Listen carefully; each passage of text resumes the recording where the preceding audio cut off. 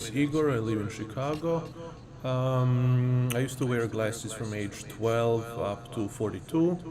At that time, I read Dr. Mir Schneider's book Vision for Life, and also watched his DVD Yoga for Your Eyes. I really enjoyed both the book and DVD and implemented almost all of the techniques he mentioned. My vision improvement was very quick.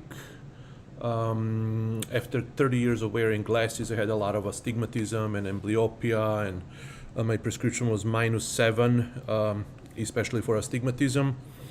And I was making very quick progress. On day 3, after doing a lot of palming and sunning exercises, about 35 minutes per day, my eyes became 4 years younger. So basically, I was able to, even with my eyeglass prescription from 4 years earlier, I was able to read lines 8, 9, and even 10 on the vision chart. So they were basically too strong. And after about 2 weeks, I had my very first flash of clear vision. I was able to see in the distance a small power outlet on the wall, and it was about maybe 25 feet away or 8 meters away, and that was incredible, getting a very first flash of clear vision. So this was all 4 years ago.